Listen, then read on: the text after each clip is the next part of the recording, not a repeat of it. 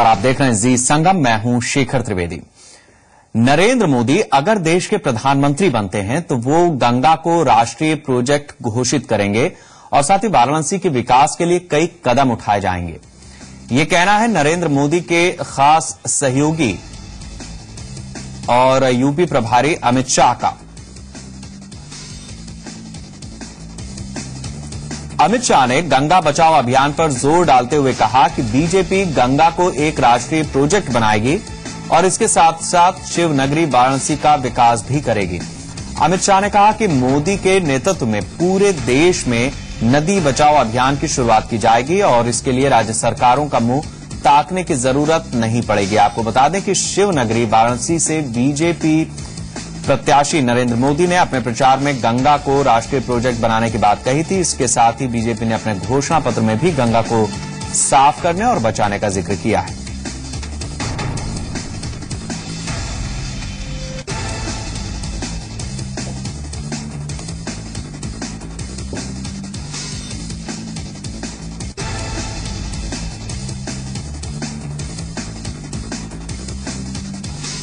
तो आपको बता दें कि गंगा हमारे देश की नदी है और साथ ही सियासत का बहता हुआ वो पानी है जिसमें सरकार किसी की भी हो, दल कोई सा भी हो, नेता कैसा भी हो, डुबकी जरूर लगा जाता है। लेकिन हर बार गंगा पहले के मुकाबले कहीं ज्यादा मैली और प्रदूषित होती गई है। गंगा को लेकर न जाने कितने आंदोलन हुए, कितनी कवायद हुई, लेकिन गंगा साफ नहीं हुई।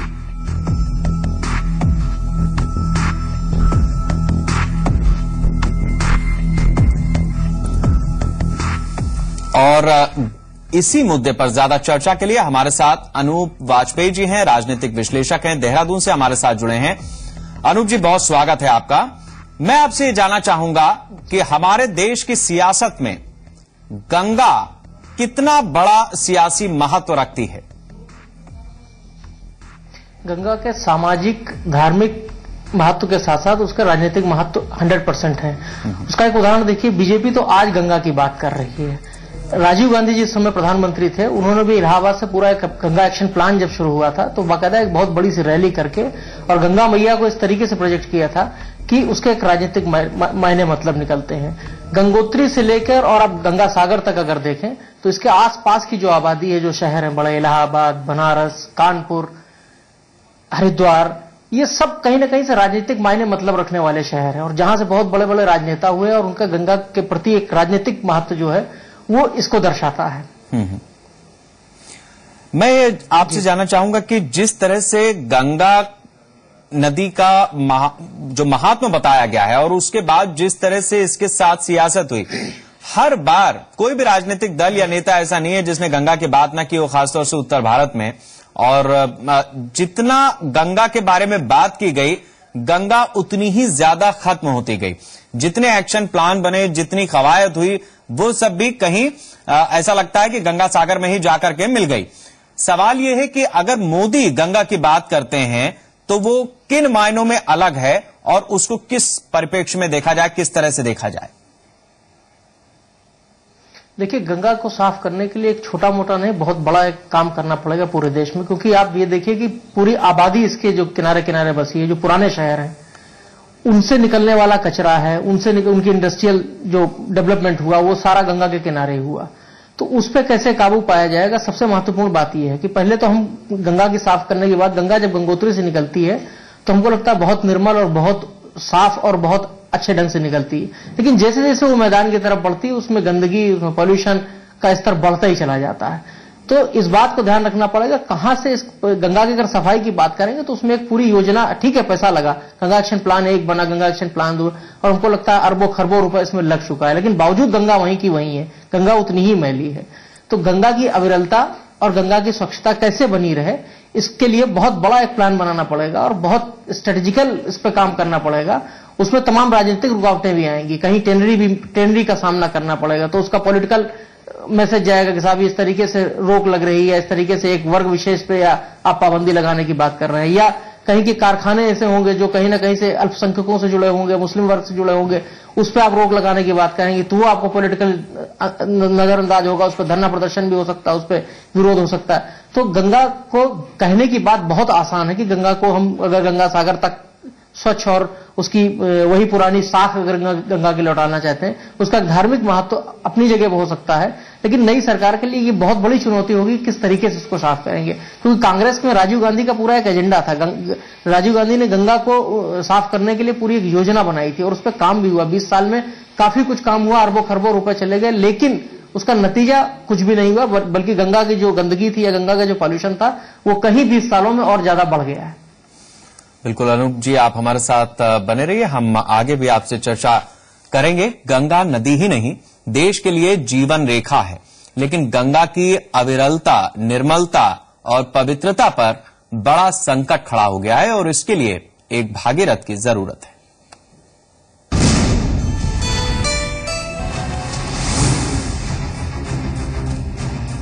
गंगा के साथ देश में किस तरह का बर्ताव हो रहा है, ये दो तस्वीरें सच बताने के लिए काफी हैं। एक सच्चाई ये है कि गंगा देश के करोड़ों लोगों के लिए आस्था, संस्कृति और एकता का प्रतीक है, जिसके किनारे न सिर्फ जीवन की शुरुआत होती है बल्कि इसी गंगा को मोक्षदायिनी भी कहा जाता है। लेकिन दूसरी सच्चाई ये झकझोर देने वाले दृश्य भी बयां करते हैं। गंगा को प्रदूषण मुक्त करने के लिए 1985 में बनी गंगा एक्शन प्लान की शुरुआत वाराणसी से हुई थी। तत्कालीन प्रधानमंत्री राजीव गांधी ने इसकी शुरुआत की थी। तब से लेकर अब तक गंगा एक्शन प्लान के नाम पर करीब अब तक 2,500 करोड़ रुपए से ज्यादा खर्च हो चुके हैं। लेकिन इससे गंगा का प्रदूषण खत्म नहीं हुआ, उल्टा ये और बढ़ता गया। इसके बाद यूपीए सरकार के कार्यकाल में गंगा के लिए योजनाओं का पिटारा खुला। नवंबर 2008 में यूपीए 1 सरकार ने गंगा को राष्ट्रीय नदी घोषित कर दिया और 2009 में गंगा बेसिन अथॉरिटी का भी गठन हुआ। इसके अध्यक्ष प्रधानमंत्री मनमोहन सिंह बनाए गए और साथ ही उन राज्यों को भी शामिल किया गया जहां जहां से गंगा होकर गुजरती है। लेकिन इस अथॉरिटी की गंभीरता के बारे में अंदाजा इसी बात से लगाया जा सकता है कि 2009 से 2014 के दौरान प्राधिकरण ने मात्र 3 बार बैठकें की हैं। उन बैठकों से भी क्या नतीजे निकले, ये तस्वीरें प्राधिकरण के कामकाज और उसकी मंशा बताने के लिए काफी हैं। दरअसल अकेले कानपुर में इस गंगा में 2 दर्जन से ज्यादा सीवर के नाले गिर रहे हैं। इसके साथ ही टेनरियों से निकलने वाला जहरीला केमिकल भी इसी गंगा में गिरता है, जिसकी वजह से इसके जलीय जंतु लगातार मरते जा रहे हैं।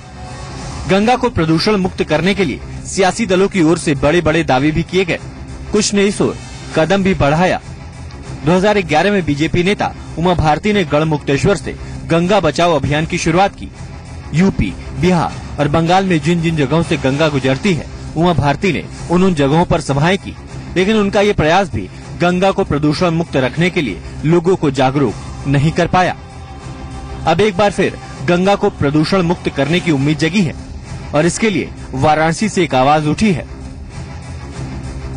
ईश्वर मुझे दे शक्ति, माँ गंगा मुझे शक्ति दे कि मैं उससे भी बढ़कर के सारे विश्व में मेरी माँ गंगा का, मेरे इस काशी का जय जयकार हो, ऐसा कुछ करूं। नरेंद्र मोदी का ये दावा उनके पिछले कामों से गंगा किनारे रहने वालों के मन में उम्मीद जगाता है। गुजरात की गंगा कही जाने वाली साबरमती नदी कभी सूखी हुई थी।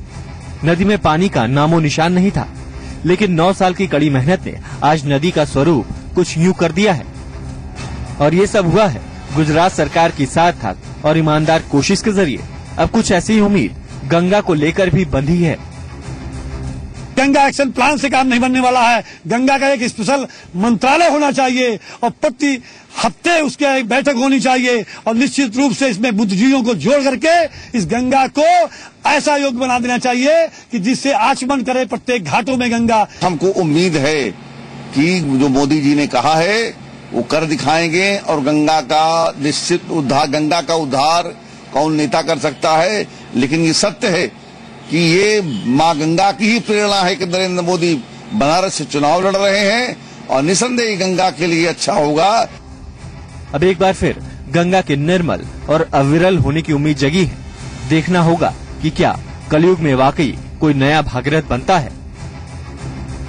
कानपुर से ब्रिजेश श्रीवास्तव के साथ ब्यूरो रिपोर्ट जी मीडिया। तो हम आज बात कर रहे हैं गंगा की। गंगा सिर्फ नदी नहीं है, उसका सिर्फ धार्मिक या पौराणिक महत्व नहीं है, बल्कि गंगा हमारे देश में सियासत का केंद्र भी रही है और साथ ही सबसे ज्यादा गंगा के जरिए पैसा भी इसे साफ करने में बहाया गया, लेकिन नतीजा सिफर रहा है। अनूप जी हमारे साथ जुड़े हुए हैं देहरादून से। अनूप जी, मैं आपसे जानना चाहूंगा कि जिस तरह से गंगा से केवल सरकार आगे नहीं आई उसको बचाने के लिए, कई संगठन भी हैं जो समय समय पर आते रहे हैं, उत्तराखंड से लेकर के और गंगा सागर तक ये संगठन हमें दिखाई पड़ते हैं, कवायद दिखाई पड़ती है। बावजूद इसके गंगा के साथ जितनी सियासत हुई है उतनी सफाई कभी नहीं हुई। नहीं, गंगा को साफ करने के अभियान जरूर चले हैं, लेकिन एक जिम्मेदारी नहीं तय हुई। मान लिया हम एक शहर की बात करते हैं और वहां पे एक मीटर इस तरीके का होना चाहिए कि हम जब गंगा प्रवेश कर रही शहर में तब यहाँ का मानक कितना है, कितना स्तर है वहां प्रदूषण का जिस समय इंटर करती है। होता यह कि अगर मान लिया जिस मानक से या जिस स्तर पे वहां से प्रदूषण इंटर करती है शहर के, और जब शहर छोड़ती है गंगा तो उसके कहीं दुगना चौगुना हो जाता है। और इस बीच में तमाम तरीके के प्रोजेक्ट चल रहे हैं, तमाम तरीके की संस्थाएं काम कर रही हैं, वो गंगा को साफ करने की बात करती हैं। तो कहीं ना कहीं कुछ घोटाला घपला है कि अगर हम बात करते हैं कि 3 सिस्टम पे अगर हमने गंगा को यहां से प्रदूषण पे दिया और वहां पे बाहर निकल के वो 6 हो जाती है, तो इसका मतलब कहीं ना कहीं हम गंगा के साथ खिलवाड़ कर रहे हैं और हमारी जो योजनाएं चल रही हैं या हमारा जो काम है या जो संस्थाएं जुड़ी हुई वो बिल्कुल फेक ढंग से काम कर रही हैं। तो जवाबदेही बहुत तय करनी पड़ेगी हर शहर की कि आपके यहाँ शहर में जिस समय गंगा एंटर हो रही है उस समय प्रदूषण का स्तर ये है, और जब शहर छोड़ती है तो आपको कोशिश ये करनी है कि आप जिस स्तर पे आपको गंगा का प्रदूषण दिया गया है बीच में इस तरीके की चीजें लगाई जाए, इस तरीके की टैपिंग हो कि जिससे आगे जो शहर में या अगले शहर में गंगा पहुंचे तो वो उसी स्तर पे पहुंचे या उससे कम प्रदूषण के साथ पहुंचे।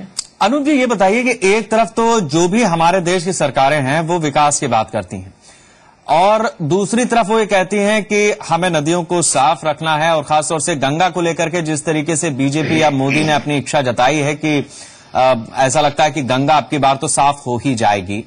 जितना क्षेत्र ये कवर करती है, उत्तराखंड में अगर हम देखें तो तमाम पावर प्रोजेक्ट्स वहां पर चल रहे हैं। उत्तर प्रदेश में जब ये एंटर करती है तो जिस तरीके के उद्योग इसके किनारे लगे हुए हैं वो किसी से छिपे नहीं हैं। कानपुर का चमड़ा उद्योग वाराणसी पहुंचते पहुंचते ये काफी प्रदूषित हो जाती है और इससे आगे गंगा सागर तक जाते जाते तो इसका कहना ही क्या। तो ऐसी स्थिति में न तो आप उद्योग हटा सकते हो, न आप जो कारखाने चल रहे हैं उनको हटा सकते हो, न आप बिजली की परियोजनाएं बंद कर सकते हो, लेकिन गंगा को साफ करना चाहते हो। तो कैसे? दो में से कोई एक बात तो आपको रोकनी पड़ेगी ना। नहीं, कहीं ना कहीं वो बताया ना कि जो प्रोजेक्ट बने थे या जिसको रोकने की बात थी, भाई कानपुर में सबको मालूम है, पूरे देश में मालूम है कि बहुत बड़ा टेंडरी उद्योग है और सब कुछ है, लेकिन उसको रोकने के लिए ठीक है, उस उद्योग को बंद करने की बात नहीं है, लेकिन उससे जो अवयव निकल रहे हैं, उससे जो गंदगी निकल रही है, उसको एक मैनेजमेंट करके उसको एक तरीके से अगर हम गंगा में बहाएंगे तो हमको लगता है कहीं प्रदूषण उससे रोका जा सकता है। लेकिन आप देखिएगा गंगा किनारे जाके सीधे सीधे नाले जो हैं टेंडरियों से निकल रहे हैं और सीधे गंगा में जा रहे हैं। गंगा कहीं तरीके से हमारे जीवन के साथ भी जुड़ी हुई है, संस्कारों के साथ जुड़ी है। गंगा बचपन से लेके अगर देखिए छोटा बच्चा होता है उस समय गंगा का पूजन होता है और लास्ट में जब आदमी मरता है तब भी कहीं ना कहीं गंगा का उसको गंगा का साथ चाहिए होता है। तो एक आम आदमी के मन में है गंगा के प्रति आस्था, लेकिन अगर वो कहीं से निकलेगा तो उसको लगेगा कि पॉलीथीन है उसने गंगा में फेंक दी, या कोई चीज पूजा का सामान है घर का, आपने देखा होगा हम ही लोग आपस में घर की पूजा होती, दीपावली की पूजा हुई, सब गंदगी ये फूल निकले, हमने उठाया इधर उधर देखा, स्कूटर खड़ा किया और पुल से नीचे फेंक दिया। तो कहीं ना कहीं हमारे अंदर भी अपने अंदर जागरूकता लानी पड़ेगी। अगर हम गंगा को मैया कह रहे हैं या गंगा को हम पूजनीय मानते हैं या गंगा को हम एक आस्था से जोड़ के देखते हैं तो हमको खुद में भी जागरूकता लानी पड़ेगी।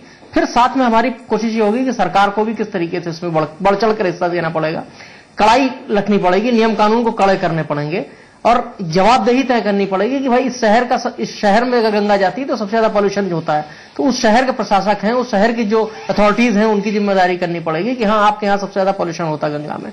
आप देखिए पहाड़ से गंगा शुरू होती है तो धीरे धीरे हरिद्वार तक आते आते काफी उसमें पॉल्यूशन होता है, ऋषिकेश तक आपको कहीं हद तक गंगा साफ मिलेगी, लेकिन फिर धीरे धीरे जैसे ही मैदान रहेगा तो यहीं से हमको एक बैलेंस करके चलना पड़ेगा। यहीं से एक अथॉरिटीज डेवलप करनी पड़ेगी और जो बीच बीच में आपको आगाह करेगी भाई आपके शहर में या आपके इलाके में गंगा में यहां से पोल्यूशन हो रहा है, वहां चेक करके हम उसको अगर बंद कर सकते हैं उन पॉइंट्स को जहां से गंदगी जा रही है या जहां से सीधा नाले जो है गंदा कर रहे हैं, तो हमको लगता है कामयाबी इसमें मिल सकती है। और गंगा में तो एक अपने आप में खासियत है कि गंगा जैसे जैसे आगे बढ़ती है तो उसमें धीरे धीरे खुद भी अपने साफ करने की क्षमता है। जी, बहुत शुक्रिया अनूप जी हमारे साथ इस चर्चा में शामिल होने के लिए। इसमें कोई दो राय नहीं है कि जिस तरीके से गंगा को लेकर इस चुनाव में न सिर्फ दिलचस्पी बनी है बल्कि पार्टियों के घोषणा पत्र से लेकर वादों इरादों तक में गंगा की बात आई है। उम्मीद की जानी चाहिए कि वाकई गंगा की हालत सुधरेगी और देश भर की सभी नदियों की स्थितियां पहले से कहीं ज्यादा बेहतर होंगी। आज गंगा की जो हालत है उसके लिए हम सब किसी न किसी तरीके से जिम्मेदार हैं। कभी आस्था के नाम पर तो कभी विकास के नाम पर हमने गंगा को छला है।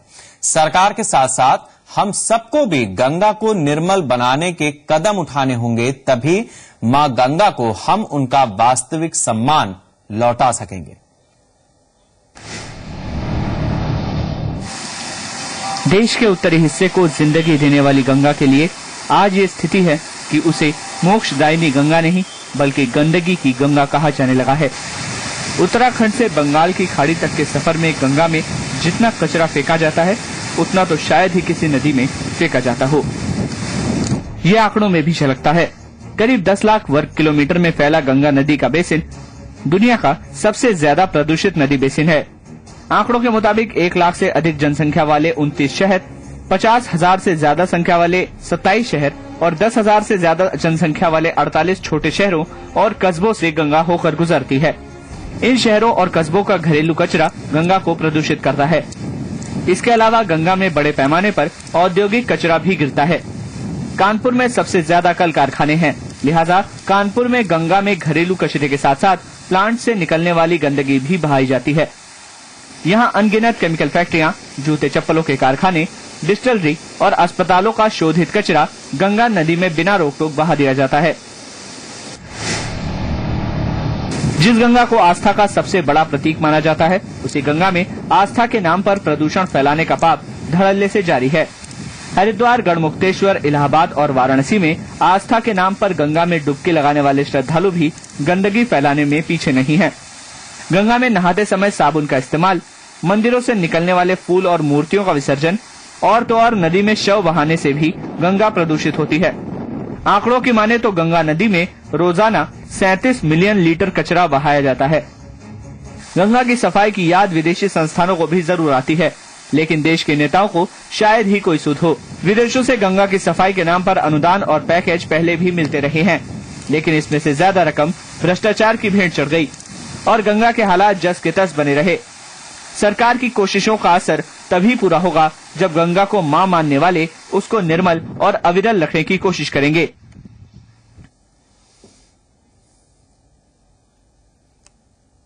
इस पेशकश में इतना ही। नमस्कार।